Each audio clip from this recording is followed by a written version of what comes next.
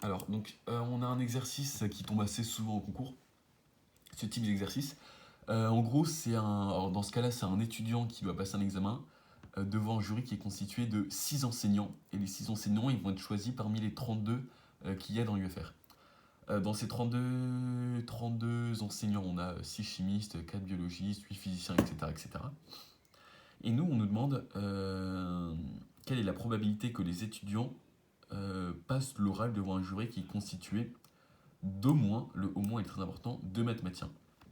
Donc au moins 2 mathématiciens, ça correspondrait alors soit 2, soit 3, soit 4, soit 5 ou soit 6 mathématiciens. Parce que je te rappelle que c'est bien un jury de 6 enseignants. Donc ça peut pas être 7 mathématiciens parce qu'il n'y a que 6 enseignants qui vont être sélectionnés. Donc là, ce que je répète, jury égale 6 professeurs parmi les 32. Ah oui, c'est la question 8, sujet 2018. 6 professeurs parmi les 32.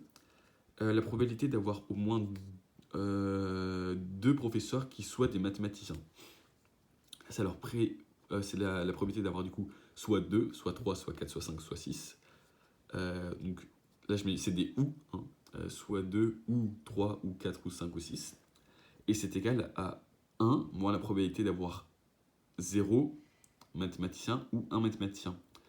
En gros, ça peut se traduire par 1 moins 0 ou 1. Je sais pas si tu comprends ça, mais c'est un peu dans le même style que, par exemple, P de A bar est égal à 1 moins P de A, par exemple, si je mets des parenthèses. En gros, c'est exactement dans ce style-là. Probabilité d'avoir au moins 2, c'est 1 moins la probabilité d'avoir 0 ou d'avoir 1. Là, ici, c'est un ou. Là, on voit des ou. Donc, c'est plus. Si c'était et, ça serait des multipliés, du coup. Bref. Du coup, probabilité d'avoir au moins 2 mathématiciens. Donc, c'est 1 moins la probabilité d'avoir 0 ou la probabilité d'avoir 1, comme j'ai écrit ça. Ici, donc 1 moins égale 1 moins probabilité d'avoir 0. Alors, la probabilité d'avoir 0, c'est combinatoire de sélectionner 0 mathématicien parmi les 8 mathématiciens qu'on a. Hein, on a bien 8 mathématiciens, si on reprend l'énoncé, ici on a bien 8 mathématiciens dans le jury, fois le combiné de prendre 6 enseignants parmi les 24 restants. Hein, là, c'est nous, on veut des mathématiciens. Donc là, on en prend 0 parmi les 8 mathématiciens qui restent. Qu'il y a, et combinatoire de prendre du coup 6 enseignants pour compléter le jury parmi les 24 enseignants restants.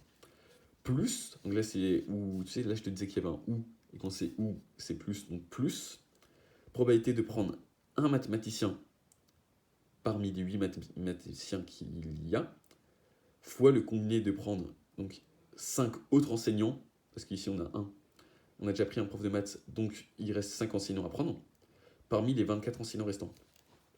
Et tout ça, on le met sur combinatoire de prendre 6 enseignants sur les 32 qu'il y avait au départ.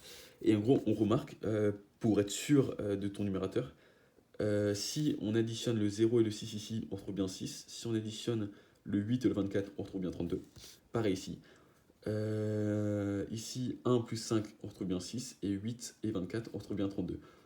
Donc là, normalement, tu es sûr que ton exercice il est bon si tu retrouves bien ça, et n'oublie pas de faire 1 moins, parce que là on a calculé probabilité de 1 moins avoir 0 mathématicien ou 1 mathématicien.